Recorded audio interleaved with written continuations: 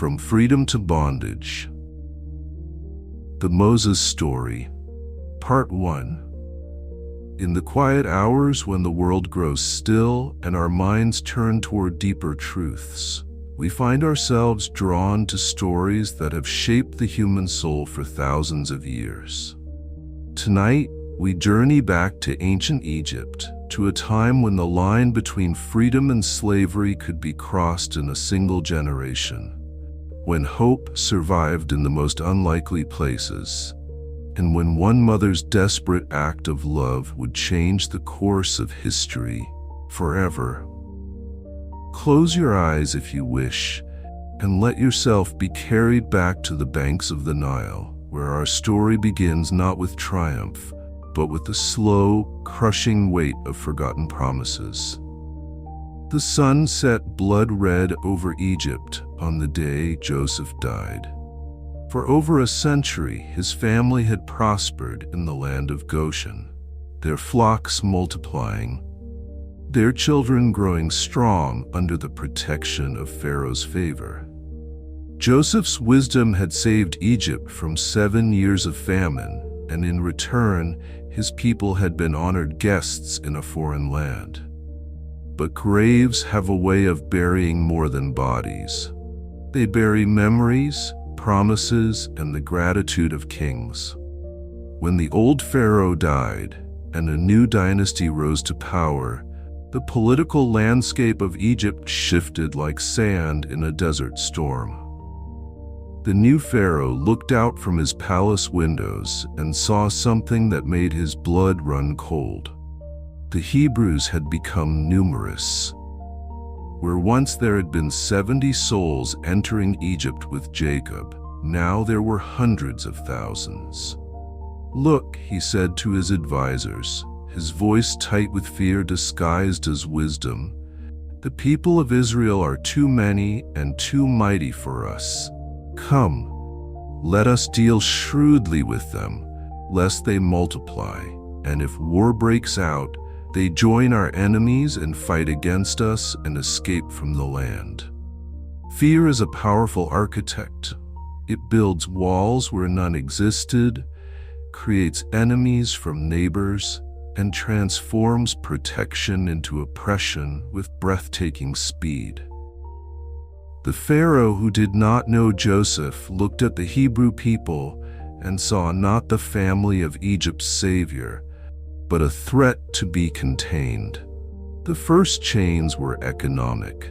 Hebrew men were conscripted for massive building projects, their backs bent under the weight of bricks for Pharaoh's store cities of Pithom and Ramses. The whips of Egyptian taskmasters cracked over shoulders that had once known freedom, and the descendants of Abraham learned the bitter taste of bondage. But slavery, like a poison, seeps deeper with time. What began as forced labor evolved into systematic oppression. Hebrew families watched their fathers stumble home each evening, exhausted and beaten, their spirits breaking like their bodies under the relentless pressure of impossible quotas. The Pharaoh appointed ruthless taskmasters who found cruel pleasure in their work. They made the labor harder when the people showed signs of strength, more brutal when they showed signs of hope. The goal was not just productivity but demoralization, to crush not just bodies but souls, to make the Hebrews forget they had ever been anything more than slaves. Yet even under the most oppressive conditions, life finds a way to assert itself. Hebrew women continued to give birth, Hebrew children continued to grow, and the population that Pharaoh feared continued to multiply. Love, it seemed, was stronger than whips, hope more persistent than oppression. This resilience terrified Pharaoh even more than their original numbers had. In his twisted logic, if slavery could not contain them, perhaps death could. He summoned Shipra and Puah, the Hebrew midwives who attended births throughout the community. "When you serve as midwife to the Hebrew women," he commanded, his voice cold as marble, "if it is a son, you shall kill him. But if it is a daughter, she shall live." The order hung in the air like incense from a perverted altar. The casual command to murder infants, spoken as if discussing the weather. But Shiphrah and Puah feared God more than Pharaoh, and they chose compassion over compliance. The baby boys lived, and when questioned, the midwives offered the excuse that Hebrew women were more vigorous than Egyptian women, giving birth before the midwives could arrive. Pharaoh's frustration grew like a fever. If the midwives would not be his instruments of genocide, he would make every Egyptian a potential executioner. The decree went out across the land like a death sentence. "Every son that is born to the Hebrews you shall cast into the Nile, but every daughter you shall let live." The Nile, which had been Egypt's source of life for millennia, became a liquid grave for Hebrew hopes. The river that had sustained Joseph's family now threatened to swallow their future whole. It was into this world of sanctioned murder that Moses was born. Jochebed held her newborn son against her chest and felt her heart break and mend simultaneously. He was perfect, 10 tiny fingers that grasped at air, dark eyes that seemed to hold depths beyond his minutes of life, a cry that was both utterly ordinary and impossibly precious. In any other time, in any other place, his birth would have been cause for celebration. But in Pharaoh's Egypt, his existence was a death sentence. For 3 months, she managed the impossible. She hid him in the depths of their small home, muffling his cries against her breast, timing his feedings to avoid the Egyptian patrols, living in constant terror that a single sound would bring death crashing through their door. Her husband Amram helped when he could, but the demands of slave labor left him exhausted and absent. Her older children, Aaron and Miriam, became co-conspirators in this dangerous game of hide and seek with death. But babies grow, and voices strengthen, and the day came when Jochebed knew that love alone was no longer enough to keep her son alive. She could not hide him forever. The neighbors were beginning to notice, to whisper, to look at her with the kind of pity that precedes betrayal. Someone would talk, if not from malice, then from fear, and then the soldiers would come. That night, as she held her sleeping son, Jochebed made a decision that would have broken a lesser heart. If she could not keep him safe, perhaps she could give him a chance. If the Nile was to be his grave, perhaps it could also be his salvation. Her hands shook as she wove the basket, each reed a prayer, each knot a desperate hope. She had watched other mothers cast their sons into the river like stones, weeping as the current carried away their hearts. But Jochebed was crafting something different. Not a funeral bier, but a tiny ark, sealed with pitch and bitumen to keep the water out and the hope in. She waited until the early morning hours, when the mist rose from the river like spirits and the Egyptian guards dozed at their posts. Miriam followed her through the darkness, both of them moving with the careful silence of those who know that discovery means death. At the water's edge, Jochebed kissed her son's forehead one last time. He stirred in his sleep, and she memorized the feel of his breath against her cheek, the weight of his small body in her arms, the trust in his peaceful face. This might be goodbye forever, or it might be the first chapter of a story she could not yet imagine. God of Abraham, Isaac, and Jacob, she whispered into the Perdon darkness. You who see all things and love all children, I place my son in your hands. If he dies, let it be swift and without fear. If he lives, let it be for a purpose greater than my understanding. She placed the basket among the reeds, watching as the gentle current caught it and began carrying it downstream. Miriam crept along the shore, following at a distance, ready to run if soldiers appeared, but unable to abandon her baby brother to face his fate alone. The basket bobbed and weaved through the rushes like a living thing, guided by currents both seen and unseen. Inside, Moses slept on, unaware that his life hung by threads thinner than spider silk, that he was traveling toward either death or destiny with equal likelihood. As the sun crested the horizon, painting the Nile gold and crimson, the basket drifted toward the section of riverbank reserved for royal use. This was where Pharaoh's daughter came each morning for her ritual bath, attended by her servants and protected by her guards.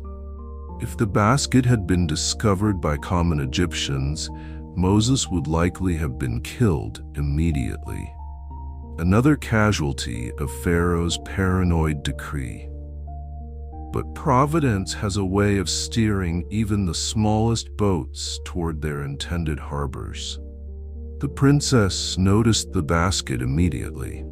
How could she not?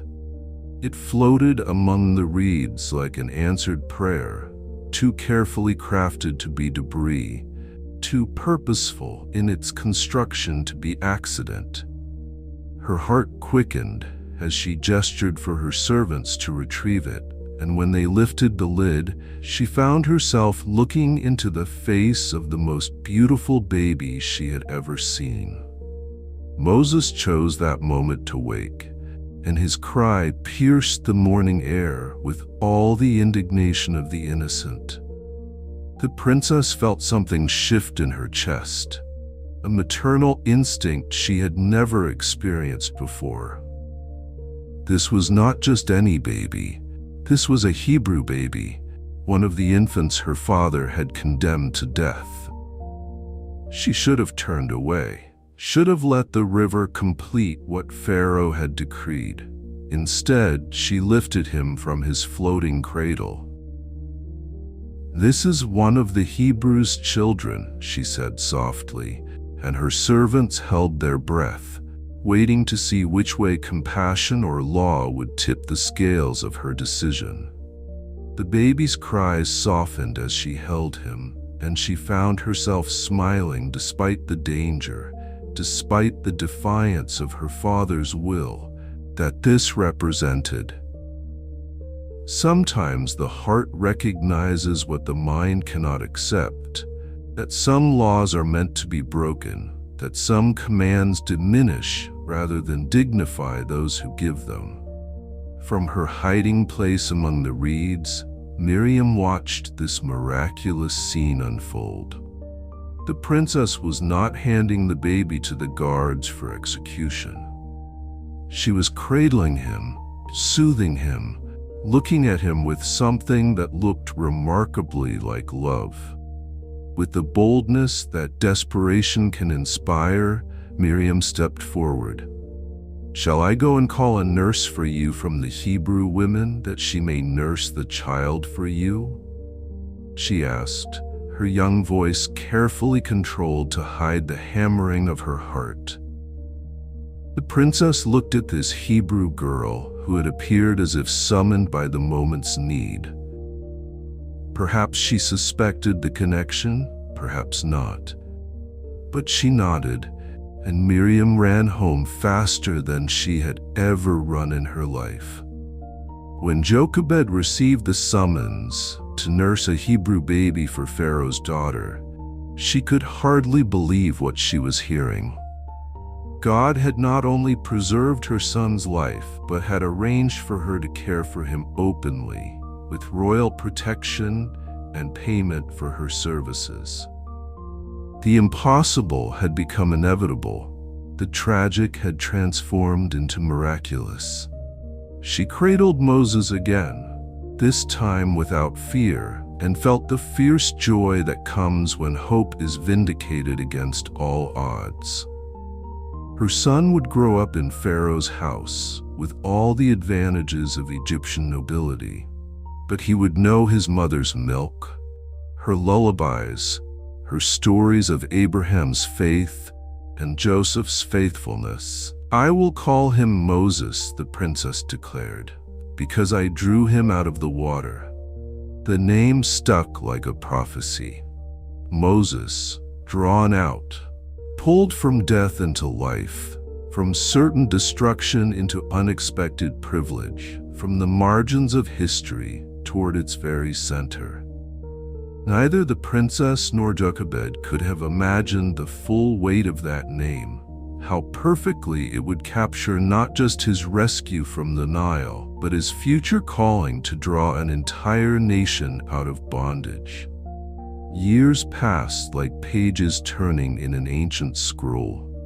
Moses grew tall and strong in Pharaoh's palace, educated in all the wisdom of Egypt, trained in mathematics and engineering, warfare and statecraft. He learned to read hieroglyphs and speak multiple languages, to navigate court politics and command respect from servants and nobles alike. To any observer, he was the perfect Egyptian prince, blessed by the gods, destined for greatness within the established order. His adoptive mother doted on him, his tutors praised his quick mind, and his future seemed as golden as the sun that rose each morning over the Nile. But identity is rarely as simple as the clothes we wear or the palaces we inhabit. In quiet moments, when the demands of royal life paused, Moses felt a strange restlessness, as if he were constantly translating himself from one language to another. The Hebrew slaves who bowed when he passed carried faces that seemed familiar in ways he couldn't name, and their prayers, whispered in corners where they thought no Egyptian ears could hear, stirred something in his chest that felt like recognition. Jochebed had done her work well during those early nursing years. Along with her milk, she had given him stories. Tales of Abraham's wandering faith, Isaac's miraculous birth, Jacob's wrestling with God, and Joseph's rise from slave to savior. These stories lived in Moses like seeds planted in good soil, waiting for the right season to sprout into understanding. As Moses matured, the contrast between his privileged life and the suffering of his people became harder to ignore. He walked through the palace eating the finest foods while Hebrews outside survived on meager rations. He slept on silk sheets while Hebrew families crowded into mud brick hovels. He learned the arts of war and governance while Hebrew men broke their backs building monuments to Egyptian glory. The tension grew like pressure in a sealed vessel, building toward an inevitable explosion. One afternoon, when the sun hung heavy and merciless over the construction sites where Pharaoh's store cities were rising brick by brick, Moses decided to visit the Hebrew work crews. Perhaps, he told himself, it was administrative curiosity, a prince learning about the kingdom's operations. Perhaps he acknowledged that it was something deeper, a pull toward his people that he could no longer resist. What he witnessed there shattered the careful compartments he had built in his heart. An Egyptian taskmaster, drunk on power and heat, was beating a Hebrew slave with methodical brutality. The crack of the whip echoed off stone walls, and each blow landed with the wet sound of leather meeting flesh. The Hebrew man's cries grew weaker with each strike, and Moses realized he was watching a man being killed slowly, publicly, as a lesson to the others. The other slaves watched with the forced passivity of those who have learned that intervention means joining the victim in suffering. Their faces held the particular despair of people who have been broken, not just in body, but in spirit, who have accepted that injustice is as inevitable as sunrise. But Moses had not been broken. Moses had been raised in privilege, educated in power, taught to believe that he could shape the world around him. The rage that rose in his chest was not just anger at this particular cruelty, but fury at a system that reduced human beings to tools to be worn out without thought, without plan, without consideration of consequences. Moses struck the Egyptian down. The blow was harder than he intended, driven by years of suppressed guilt and awakening conscience. The taskmaster fell and did not rise again. Silence fell over the work site like a curtain. The Hebrew slaves stared at this Egyptian prince who had just killed one of their oppressors. Moses stared at the body at his feet, feeling the terrible clarity that comes with irrevocable action. He was no longer a prince who happened to sympathize with slaves. He was a killer, a fugitive, a man whose true loyalties had finally and violently revealed themselves. The sand that he used to cover the Egyptian's corpse also buried his old life, his royal future, his carefully constructed identity. The next day, hoping perhaps that the previous day's violence had been an aberration, Moses returned to find two Hebrew men fighting each other. The irony was bitter. While their oppressors united against them, the oppressed were turning on each other. He tried to intervene, to make peace between them. "Why do you strike your companion?" he asked the one who was clearly the aggressor. The man turned on Moses with bitter laughter that cut like a blade.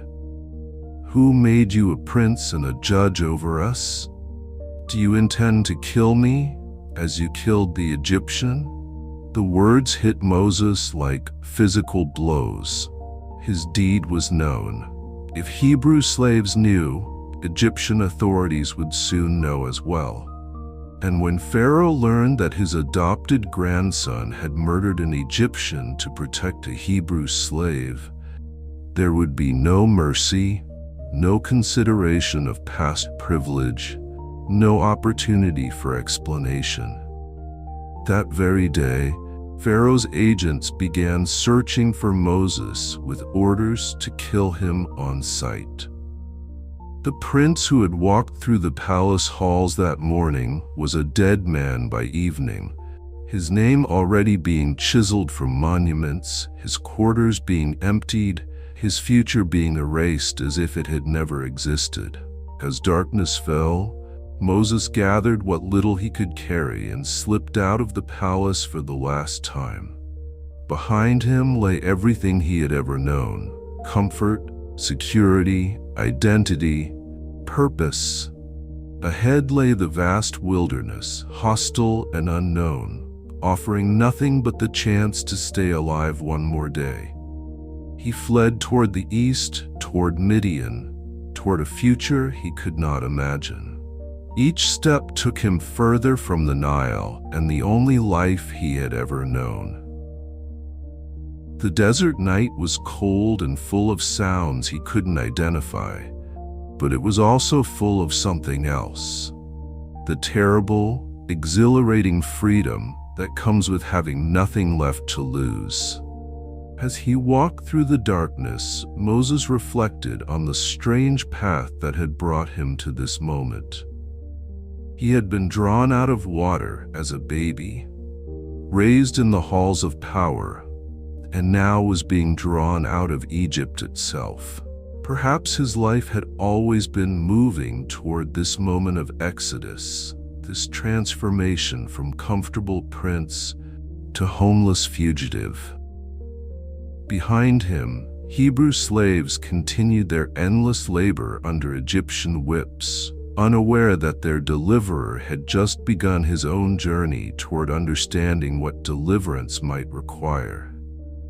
The God of Abraham, Isaac, and Jacob watched over them all, the fugitive prince learning hard lessons in the wilderness, the suffering people still waiting for salvation, and the larger story that was only beginning to unfold. The desert swallowed Moses like the sea swallows ships, but some disappearances are not endings. Sometimes they are apprenticeships, preparing us for callings we cannot yet imagine, for roles we are not yet ready to play. The boy who had been drawn out of the Nile was about to be drawn into something far greater than he could ever have dreamed from the safety of Pharaoh's palace. The wilderness stretched ahead, vast and unforgiving, but also full of possibilities that comfort could never have taught him. In the growing distance behind him, Egypt continued its ancient rhythms, unaware that the future liberator of its Hebrew slaves was learning his first lessons in what it truly meant to be an exile, a wanderer, a man whose destiny lay not in the palaces of power, but in the honest, difficult work of shepherding. First sheep, and eventually a nation. The story was far from over. In fact, for Moses, it was just beginning.